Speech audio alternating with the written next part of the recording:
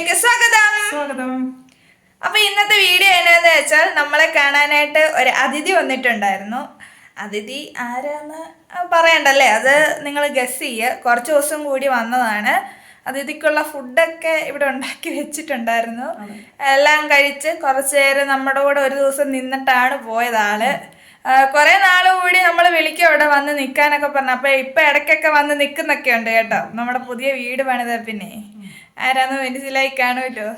അപ്പൊ ശനിയാഴ്ചയാണ് ഞാൻ ഇവിടെ വീട്ടിലൊക്കെ ഇരിക്കുന്നത്. അപ്പം എൻ്റെ ചെറിയ കൊച്ചു വിശേഷങ്ങളും നമ്മുടെ എന്നെ കാണാൻ വന്ന ആളെയും എല്ലാം കൂടെ കൂട്ടിയിട്ടുള്ള ഒരു ചെറിയ വീഡിയോ ആണ്. അപ്പൊ നേരെ വീഡിയോയിലേക്ക് പോകാം. ഉച്ച കഴിഞ്ഞ് ചോറൂണൊക്കെ കഴിഞ്ഞുണ്ടല്ലോ, കുട്ടേണ്ണ ഒരു മയക്കമൊക്കെ കഴിഞ്ഞിട്ട് പെയ്യെ ഒരു മുണ്ടൊക്കെ എടുത്തുകൊണ്ടെങ്കിൽ പോരുന്ന കണ്ടു. എന്നാ പരിപാടിയാണെന്ന് അറിയത്തില്ല. മുളക് പറിക്കാനാണെന്നാണ് എനിക്ക് തോന്നുന്നത്. ഇതുകൊണ്ട് നമ്മുടെ കരിമുണ്ടക്കൊടിയൊക്കെ മൂത്ത് വരുന്നേ ഉള്ളൂ. ഇതൊക്കെ മണ്ടയിലൊക്കെ ഒന്ന് രണ്ട് പഴുത്തിട്ടുണ്ട്. മണ്ടയിലത്തെ എല്ലാം തീർന്നോ? ആ, മൂത്ത് കേട്ടോ, നല്ലോണം മൂത്തോ? നല്ലപോലെ മൂത്തു. എല്ലാ കൊടിയിലും ആയില്ല, ചിലതൊക്കെ നല്ലപോലെ മൂത്തിട്ടുണ്ട്. മൂത്ത് നല്ലപോലെ പഴമായല്ലേ? പൊഴിഞ്ഞ് താഴെ വീണ് കിടക്കുന്നത് മുളക് താഴെ വീണ് കിടക്കുന്നത് നല്ലപോലെ പഴുത്തു. ഇങ്ങനെ പഴുത്താലേ തൂക്കം കിട്ടുള്ളൂ. അപ്പം നമ്മളോട് കുറച്ച് പേര് നമ്മൾ സ്വന്തമായിട്ട് ഉൽപ്പാദിപ്പിക്കുന്ന മുളകുണ്ടെങ്കിൽ തരണമെന്ന് പറഞ്ഞ് വിളിച്ചിട്ടുണ്ട്.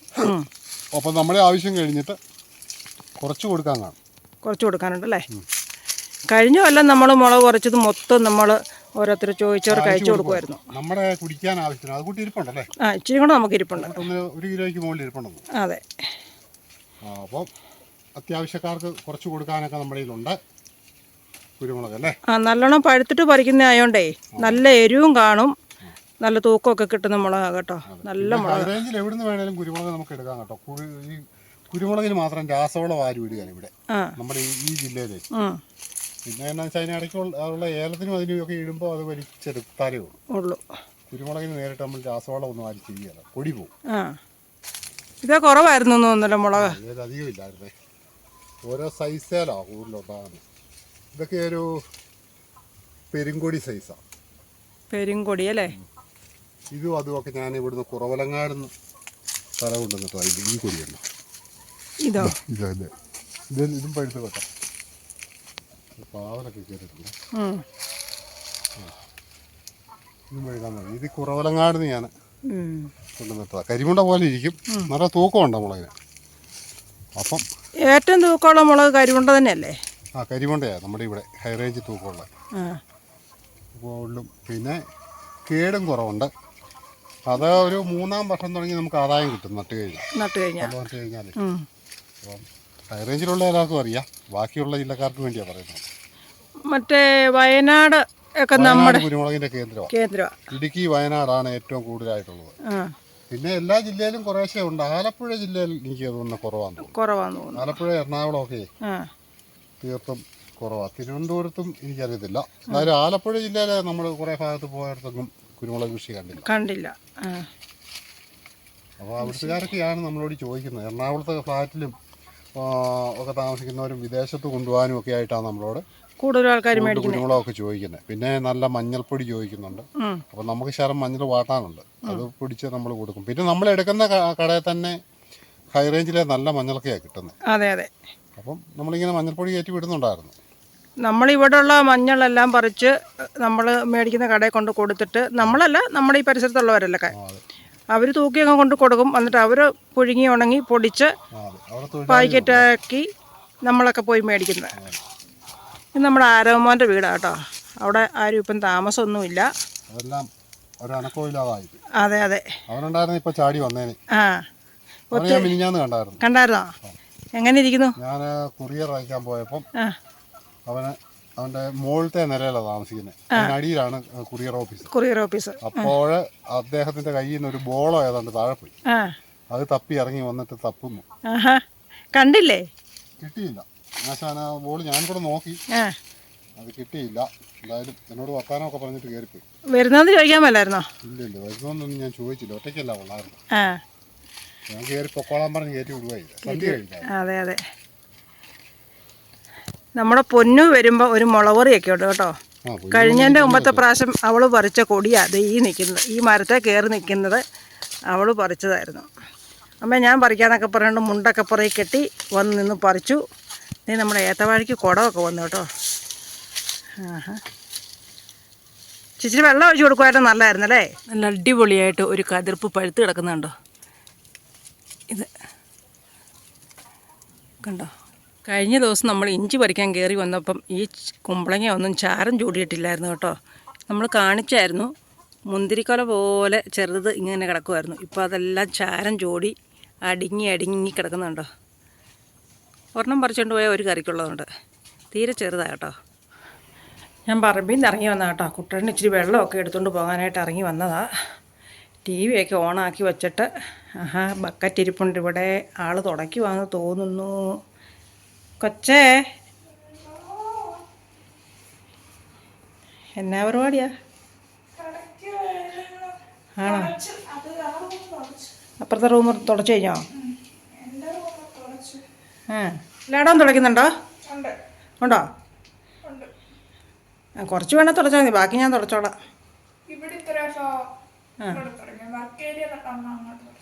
അത് ഞാൻ വൈകിട്ടെങ്ങാനും തുടച്ചിട്ടോളാം. ഞാൻ തുടച്ചോളാം ബാക്കി. ഞാനേ പപ്പായ്ക്ക് ഇച്ചിരി വെള്ളം എടുക്കാൻ വന്ന.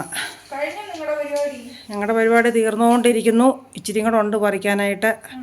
തെരഞ്ഞു പറിക്കുമല്ലേ, അവിടെ ഇവിടെയൊക്കെ പഴുത്ത് കിടക്കുന്നത് മാത്രമേ പറിക്കുന്നുള്ളൂ. തീർത്ത് പറിക്കുവാണെങ്കിൽ നമുക്ക് പെട്ടെന്ന് അടി തൊട്ട് മണ്ട വരെ അങ്ങ് പറിച്ചു പോകാം. ഇത് പഴുത്ത് നോക്കി മാത്രമല്ലേ പറിക്കുന്നുള്ളൂ, അതുകൊണ്ട് താമസമാണ്. അപ്പോൾ ദാഹിക്കുന്നു പറഞ്ഞു. എന്നാൽ ഞാൻ വെള്ളം എടുക്കാൻ വന്നതാ. എന്നാൽ കൊച്ചിൻ്റെ പണി അങ്ങ് തുടർന്നോട്ടെ.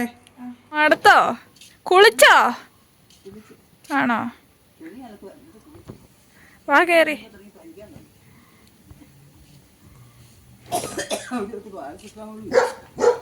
പാരസെറ്റാമോൾ ഇവിടെ ഉണ്ട്.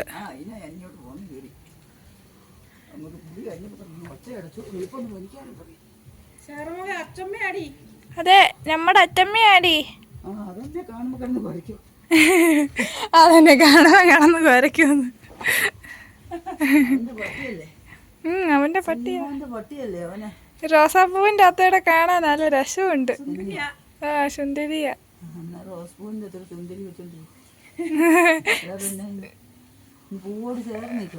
ആ, വേണ്ട വേണ്ട, കേറുവാ. കുറച്ച് വെള്ളമൊക്കെ കുടിച്ച് നമുക്ക് രണ്ട് കുശലമൊക്കെ പറയാം.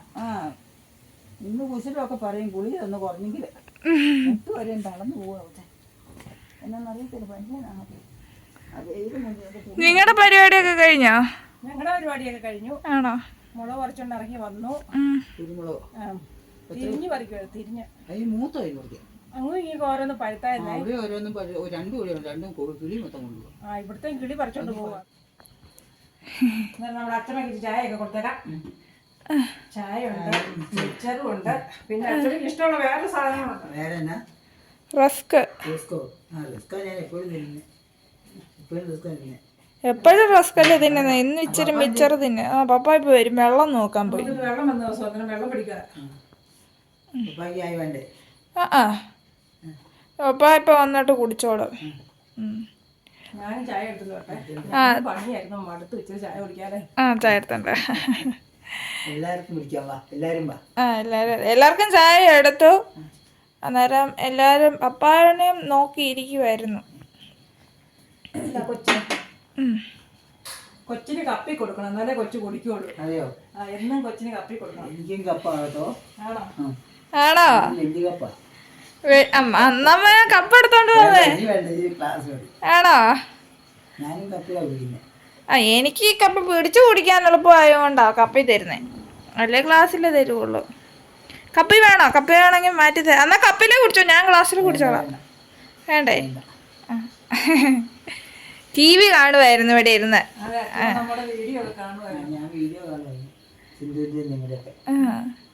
ഇഷ്ടപ്പെട്ടോ?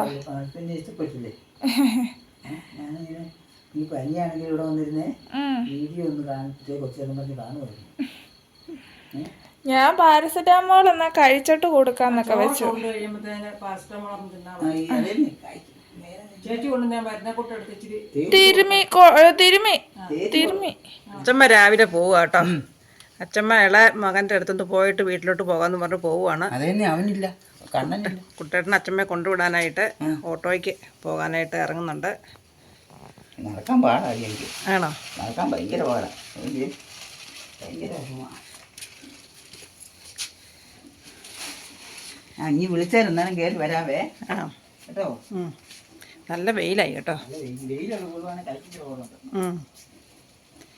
അങ്ങനെ അച്ഛമ്മ വന്ന് വർത്താനമൊക്കെ പറഞ്ഞ് സന്തോഷമായിട്ട് തോന്നുമ്പോൾ മക്കൾ വിളിച്ചാൽ കാണണമെന്ന് തോന്നുമ്പോഴോ? എനിക്ക് കാണണം തോന്നുന്നു. അത്തിപ്പടുത്ത് ഞാൻ കയറി വരുന്നുണ്ട്.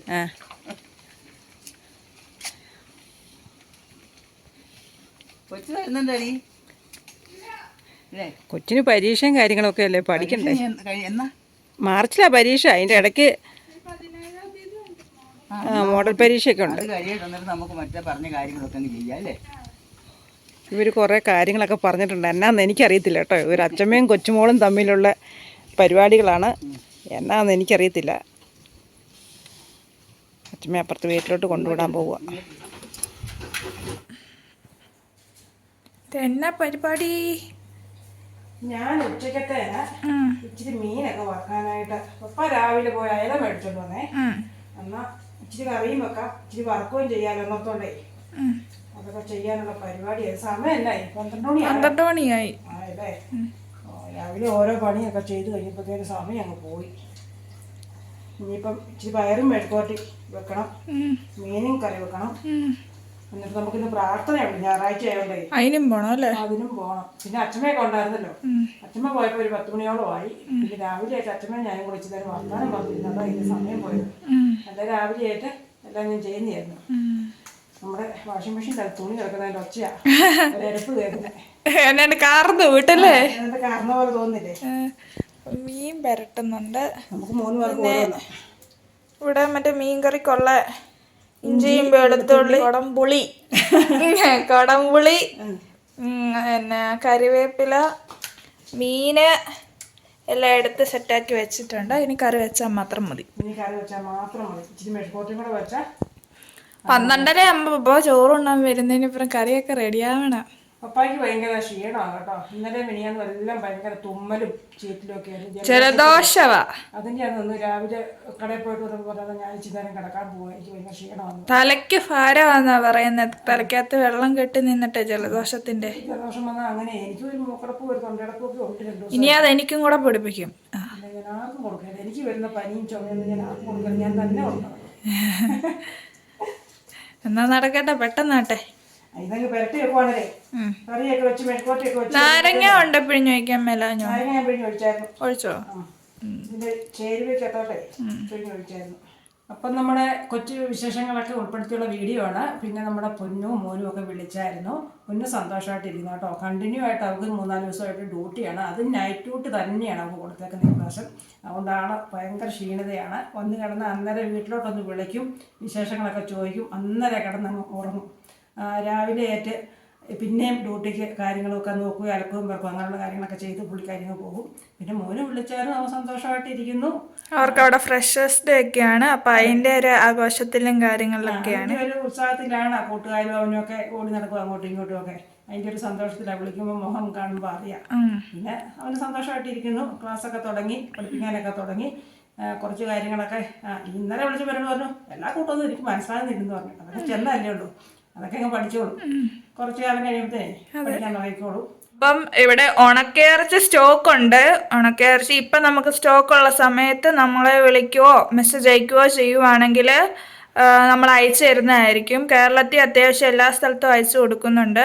പിന്നെ പുറത്തുള്ള ആൾക്കാരൊക്കെ ഇവിടെ വന്ന് ജോലി ചെയ്തിട്ട് ഇവിടെ വന്നു കഴിയുമ്പോഴത്തേക്കും നമ്മളോട് ആവശ്യപ്പെടുമ്പോൾ നമ്മൾ അവർക്കും കൊടുത്തു വിടുന്നുണ്ട്. പിന്നെ കുറച്ച് നേരത്തെയൊക്കെ നമ്മളോട് പറയുവാണെങ്കിൽ നമ്മളെല്ലാം സെറ്റ് ചെയ്ത് അയച്ചു തരാം. അല്ലെ നമ്മളിപ്പോൾ പോകുന്നതിന് 2 ദിവസം മുന്നേ ഒക്കെ പറഞ്ഞാൽ ചിലപ്പോൾ നമുക്ക് അയച്ചു തന്നിട്ട് അവിടെ കിട്ടാതെ വരും. അങ്ങനത്തെ ബുദ്ധിമുട്ടുകൾ കാര്യങ്ങളൊക്കെ വരും. ഡിസ്ക്രിപ്ഷൻ ബോക്സിൽ നമ്മുടെ നമ്പർ കിടപ്പുണ്ട്. പിന്നെ നമ്മൾ സ്പീഡ് പോസ്റ്റിൽ DTDC വഴിയും പോസ്റ്റ് ഓഫീസ് വഴി അയച്ചു തരാം. എങ്ങനെ വേണേലും അയച്ചെത്തിച്ചു തരാം കേട്ടോ. അപ്പോൾ ആവശ്യക്കാർ മെസ്സേജ് അയക്കുകയോ വിളിക്കുകയോ എന്തെങ്കിലും ചെയ്താൽ മതി, അയച്ചു തരുന്നതായിരിക്കും. അപ്പോൾ ഇന്നത്തെ കൊച്ചു വീഡിയോ ഇത്രേ ഉള്ളായിരുന്നു. ലൈക്ക് ചെയ്യുക, ഷെയർ ചെയ്യുക, സബ്സ്ക്രൈബ് ചെയ്യുക, അപ്പുറത്തുള്ള ബെൽ ബട്ടൺ അടിച്ചു പൊട്ടിക്കുക. എല്ലാവരും കമൻറ്റൊക്കെ ഇടണം കേട്ടോ. ടാറ്റാ.